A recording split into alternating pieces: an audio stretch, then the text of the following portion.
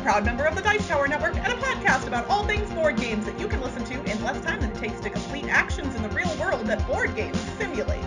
Board Game Blitz is sponsored by Grey Fox Games. This week, we're talking about real-world jobs as games. First, we discuss a couple games we've played recently, like Carte Rouge and Choose Your Own Adventure House of Danger. Then, we talk about board games that attempt to simulate real-world jobs, and which ones we think do it best. And now, here are your hosts, Ambie and Crystal. Right before we hop into the main episode, we wanted to give a huge thank you to those of you who joined us this past weekend for our Extra Life Streamathon weekend. We streamed basically all day Saturday and all day Sunday. And Ambie, how much money did we raise for Extra Life? $2,010, I think? Yes! Yeah. More it was than amazing. 2,000. Our goal for the entire weekend was $1,000, and we honestly weren't sure if we would be able to hit that. And we doubled that goal because of you all. And honestly, it's not just the people who donated. We had so many lovely friends hanging out in the chat, participating in all of the games, and just making the whole weekend a lovely experience. I did say during one of the streams that I was going to continue the game I was playing on a future stream, but I'm going to talk about that here in just a few minutes, so you all will hear about that more in a minute. But we did want to give a big thank you to everyone who donated and hung out with us during the Streamathon. It was an absolute blast. Yep.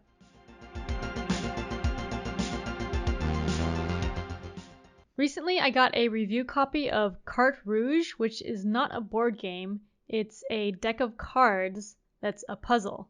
So, Carte Rouge is published by the Enigma Emporium, which I've mentioned before. They made postcard puzzles that I've reviewed called Wish You Were Here. And Carte Rouge isn't the same thing, but it's also puzzles in cards. It's like hidden in cards. So, like, the deck of cards looks like a normal deck of cards, but it has all these fancy ciphers on the face cards. So if you look at one of the jacks or something, like on the border, it has a bunch of letters and numbers, and then like a different jack has a bunch of symbols on the border, and then like on his clothes it has other symbols and stuff. So you decode all these ciphers, and it says things if you figure out how to decode it. The deck of cards itself is fine quality. If I'm gonna play a card game, like, it seems like it'll shuffle well and stuff. I didn't actually try playing too much, but I think I would prefer bicycle cards for actually playing a card game, because like those shuffle really well and handle nicely. But this one's I'm a Copac girl. Copac cards are my fave. The plastic ones, ooh, I love those. Yeah, so if you just want a deck of cards, don't buy this, because this is mainly for the puzzle. It's also a lot more expensive than a normal deck of cards. But like in this deck of cards, there's like a whole story with lots of intrigue with just the deck of cards and just decoding each puzzle as you go. And there's a whole story that I'm not going to tell you because of spoilers, but I really enjoyed going through it. And I think last time I talked about one of the Enigma Emporium things, I might have not liked manual decoding that much because I was more impatient back then, I think. But it wasn't that long ago. But now in my life, COVID times, time it goes by in a very weird way. Yeah, but then also now in my life with babies, I enjoyed like the meditative and relaxing experience of manually decoding things. Like if you find the alphabet, right, and then you're like decoding each letter one at a time, it's manual work, and if you're impatient, it might be boring, but like I was actually enjoying it. It was more relaxing, and then it was neat seeing the messages come up letter by letter, because then I would see like, oh, it's this word, and then what's next, and I could kind of guess what the word was gonna be. So I liked that this time. But so Carte Rouge, maybe the total time it took was maybe like 4 hours continuous if you don't get stuck, but I did it over multiple days, and I also kind of used the hint system online for a couple of them. On their website, there's a hint system that's broken out into the different cards and different sections of the cards, and there's 5 hints plus the solution for each puzzle, so you can get a couple of hints if you're stuck, and you don't have to see the solution right away. So it's a good hidden system. And one other thing is that you need the internet in order to finish this puzzle. Also for the hints, if you want the hints, you'll need the internet. But some things use the internet. So if you want something that doesn't use internet at all, then this is not the puzzle. But it combines the deck of cards and some internet. And it has a really cool story. So that's Carte Rouge by the Enigma Emporium. Awesome. Well, the game that I'm talking about also technically contains spoilers, so that's an interesting little similarity between our two games today, and that is the Choose Your Own Adventure House of Danger game. So I think most people, when they were kids, had at least one encounter with a Choose Your Own Adventure book. These were the books that had kind of fantastical and like unrealistic stories where you would flip to a specific page and then choose something at the bottom, and based on which choice you made, it would tell you what other page in the book to go to. So the story was completely out of order in the book itself. And everybody did the thing where they like held their fingers in multiple sections of the book so you could go back when you accidentally died and keep trying. Well, our friends over at the Prospero Hall Design Group 2 years ago in 2018 put out a board game from Z-Man Games based on those books. And I actually played this during our streamathon this past weekend with the chat. So unlike a lot of games where you have agency and you get to make your own choices, I made basically no choices in this game. Chat chose every single decision that came up. So in Choose Your Own Adventure, it is literally a story-based game where you are going through the story, making different decisions, facing challenges that involve dice rolling, and then seeing what happens. It's a lot of reading, which is fine for me, and it is incredibly silly, and it evokes those books in a very dynamic way. I cannot tell you, obviously, the details of the story. We had some very funny moments. If you do not care about spoilers, you could actually go over to our Twitch channel and watch last weekend's stream of the game, and you could see what happened. We got to play through 3 of the 5 chapters during the stream. I'm going to play the last 2 chapters in an upcoming stream, so if you want to play along, you can do that with me soon, and I'll be posting on social media when that happens. But the cool thing that I figured out how to do that I was really kind of proud of is I wanted the chat to control everything. And a lot of the die rolls in the game are just you roll a single die, and based on the result, you either succeed or fail.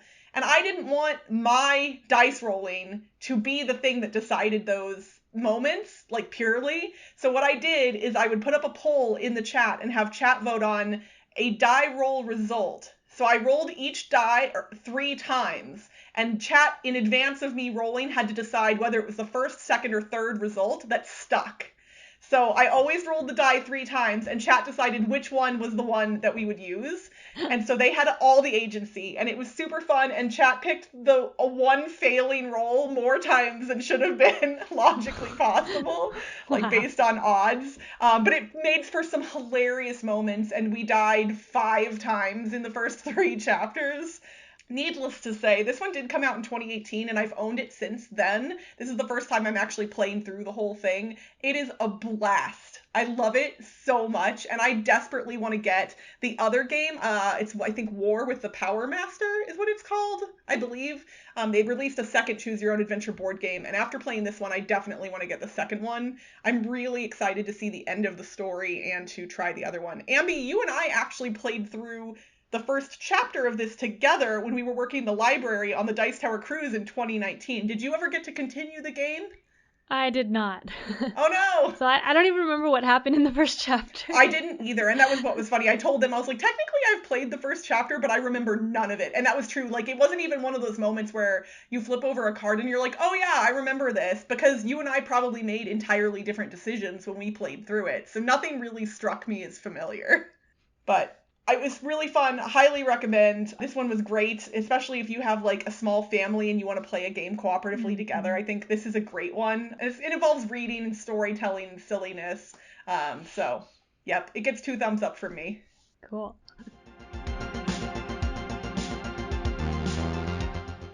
For our thematic discussion this week, we are going to talk about board games that attempt to mimic real life jobs, which honestly, when we kind of settled on this as a topic, I didn't think I would be able to think of that many games that fall within this category, and holy cow, there are so many.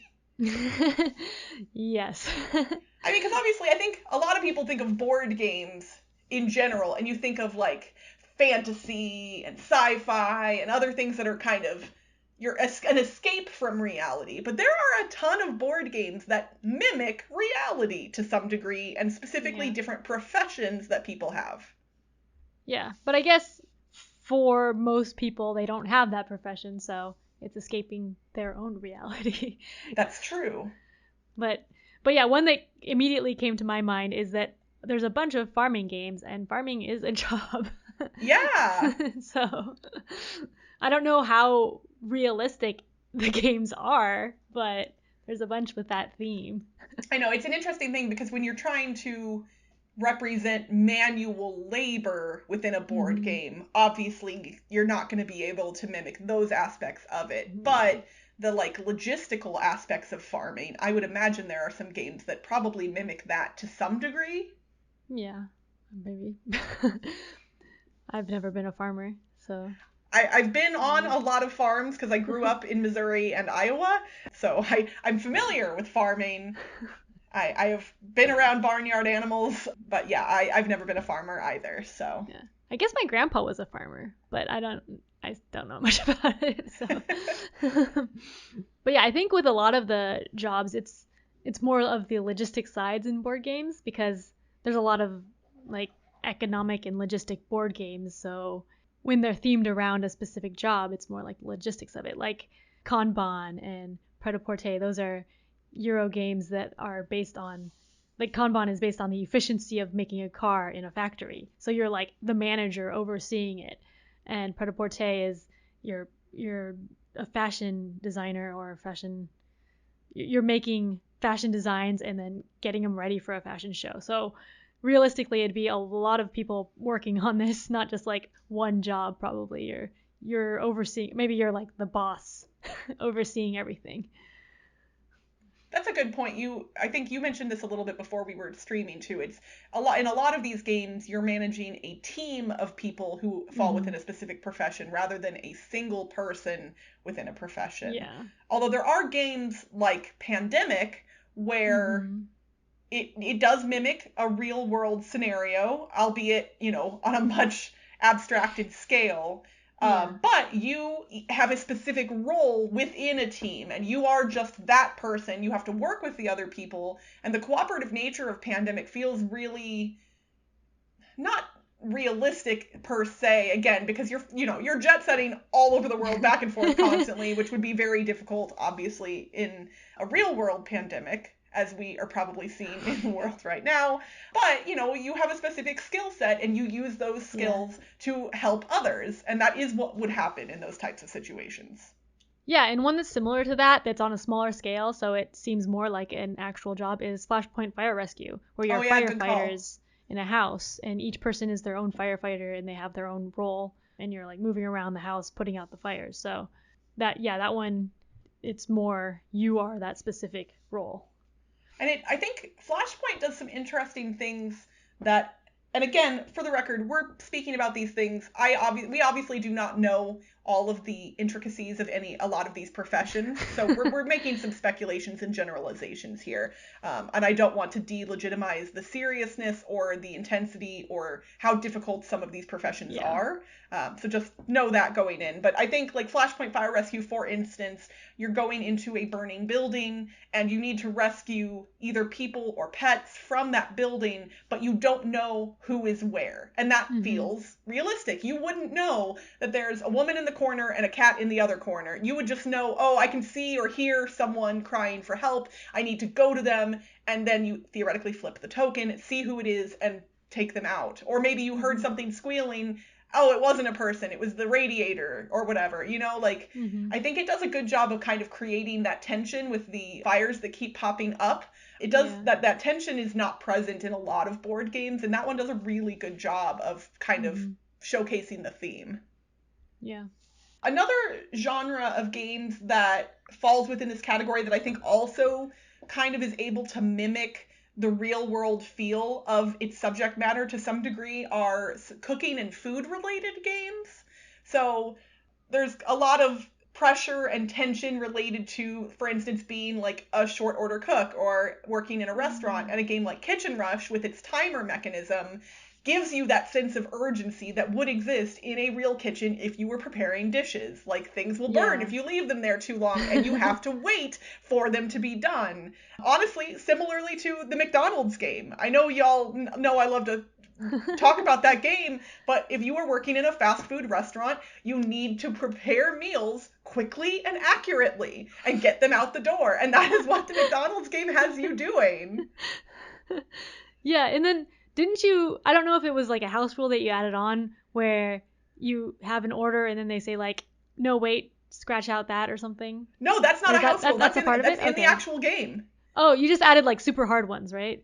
We made some new order cards just because the game doesn't come with that many. So we made more just to like supplement. So, because otherwise, if you played the game enough, you would eventually remember. Okay. And we wanted to make sure it was a little harder to remember which orders were which. But yeah, no, in a fast food restaurant, people change their mind when they're creating their order, and McDonald's game mimics that too. Super thematic. I mean, it is. That's what's funny, is people are like, a McDonald's themed board game from the 70s. Yeah, that's good. Like, no, it is good. Yeah. Another category of games that is modeled after a profession is detective games. Yeah, detective is a profession. And there's a lot of those where you're like trying to solve a case, like Chronicles of Crime or Sherlock Holmes Consulting Detective. I'm not sure like how close they are to being a detective, but like it does feel like you're investigating things in some of them. Like there's also Detective, I guess. Detective from Portal Games. That and Chronicles of Crime both came out around the same time and are both like very detective feeling because you're going around doing different things and investigating stuff. And yeah, I like that. Yeah, those games definitely, at least they mimic what we think detective work is like. So they mimic the movies. Yes, that's an interesting point of comparison here, is there are certain professions that I think a lot of us have, we think things about them based on the media we've previously consumed. So when we have a detective style board game that mimics what we see in like detective TV shows or movies, that makes sense. I would imagine that there are other professions maybe on our list of kind of ideas here that this also falls within, is like, does it actually mimic the profession, or does it mimic the idea of what the general public thinks the profession is? Yeah. Probably more the idea. Because... Honestly, like even, I mean, in theory, going back to Flashpoint Fire Rescue, I have heard from people I knew who either knew firefighters or were firefighters that like, a lot of a firefighter's job is kind of just sitting around and waiting. Like, they just have to be ready in case something happens. Or I've heard, like, oh, well, we need to go rescue a cat out of a tree. Like, that kind of stuff happens, too. And these types of games do not mimic those less exciting moments from these professions. Like, a detective is also doing a lot of paperwork, and you don't get to do that in a board game. Yeah. So if your job were a game, like, which part would be, like, the game part? That's actually really fascinating. I bet, like, I honestly believe that, like, any profession, there's probably a part of it that would be worth making a board game about. But I'm going to make a statement here. I think that there is no profession that would be worth making a board game about every aspect of it. Because every job has some boring parts. Yeah, otherwise you would just do that job instead of playing the board game. Yeah. Are there any lawyer-themed board games? Oh, there was one that came out recently called Lawyer Up, or there was a Kickstarter or something. Oh, really? I think, yeah. I don't know. Because that seems like a really interesting concept for a board game, especially like if you've got some people who used to be in debate club in high school, like get them a lawyer-themed board game, for goodness sake. Oh, that reminds me of like Salesmen. There's board games on that, like Snake Oil.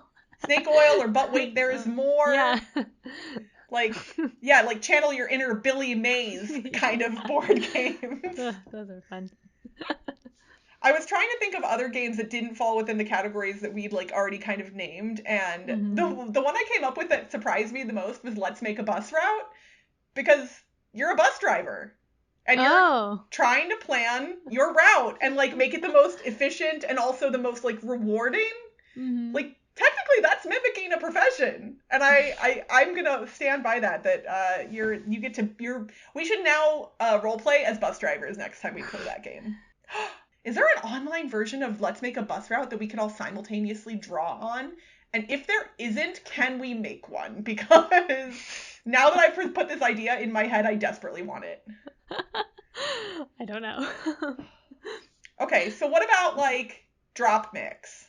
Is that mimicking being a DJ? Oh, I guess, maybe?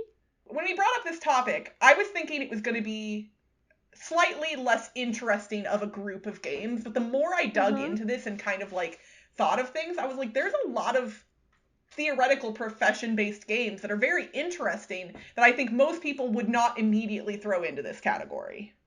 Yeah. And with DropMix, that seems more like mimicking being a DJ than other games are mimicking jobs, because you're, like, actually putting down the different musics. Yeah, you're actively mixing a track.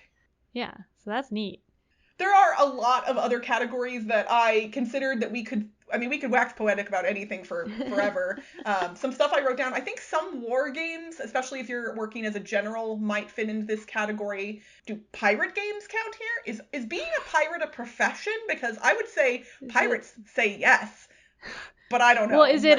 Well, are we talking about modern professions or, like... old-time. I mean, I'm talking like more old-timey pirates. Modern-day pirates are a thing that I don't like. It's not good. But, like, old-timey pirates, maybe. But yeah, if we go into old-time professions, then there's, like, industrialist, right? Yeah, that's true. Okay, so what about sports games? So a lot of sports games, you're, like, the manager of the team, right? So, once again, you're a manager. But maybe there are some where you're just, like, a player. Well, but, I mean, managers of teams are also, that's a job, too. Yeah, that's a job. Yes, I know.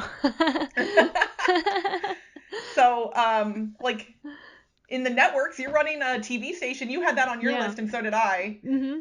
Basically, there's just a lot of cool games that attempt to mimic real-world jobs. And I would love to hear from our listeners if there are any, like, big, obvious ones that we didn't mention. We had a bunch more on our list that we don't have time to get into. But I think this is an interesting topic, and I would love to hear from you all what your favorite games are that are trying to mimic a job, whether they're doing it well or not. Yeah. Or what jobs you think would make really cool games and how that would work. What job doesn't have a board game yet that should? Yes. I would love to hear that. One that I was thinking of recently was parenting. Because it would be a real-time cooperative game where you're trying to, like... There has to be, right? Like, are there I don't know. But Toby and I used to talk about this a lot when we were up at night feeding our babies. There's a card game, an old card game. It's like the Evil Orphanage card game or something. Oh, gosh. I don't remember. I might have the name wrong, but you're literally, I think that, like, it's not a great game, for the record, if I remember correctly. I don't think I ever played it, but it was like, you're literally taking care of babies that are going to grow up to be, like, evil dictators or something. I'm not sure. That's not the type of parenting I wanted done today. Right, but I'm just saying, like, I don't think there's a lot of parenting games. Do you think it's because people who aren't parents would not be interested, and people who are parents are like, no, I do that all the day long. I don't want to do that in a game. Maybe. I will admit, as a person who is not a parent, that does not appeal to me. Like, I have chosen to not be a parent for a reason. I don't need it in a game. Although, I mean, like, I've chosen not to be a lot of these professions, but the games are still fun. Like, I wouldn't want to be a farmer in real life, but I still enjoy farming games. I mean, that's a good point.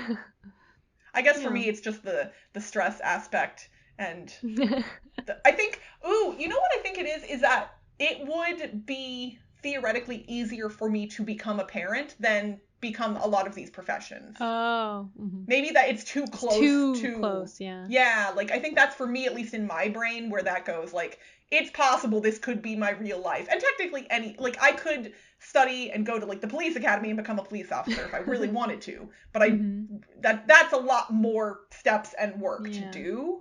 Whereas becoming a parent is surprisingly easy to do. Yeah. I'm not saying parenting is easy, for the record, at all.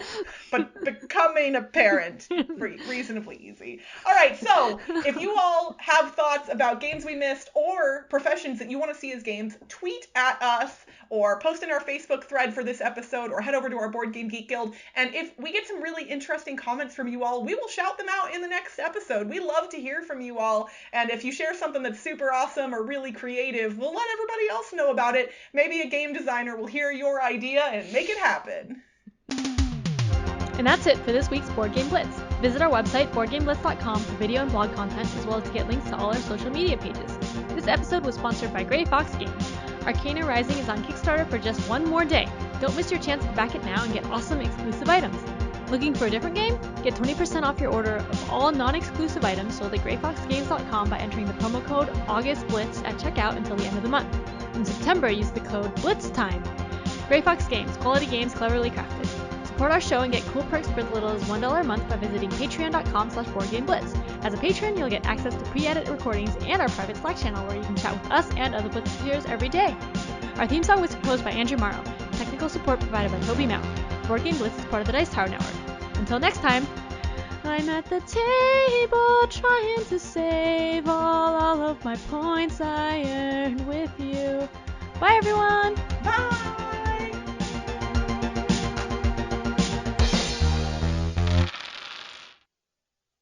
I'm going to actually play the upcoming 2 chapters in a stream I'm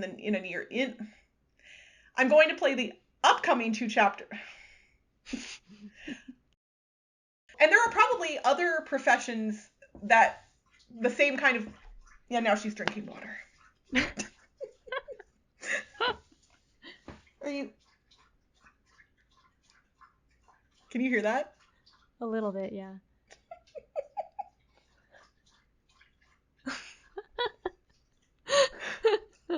Are you done?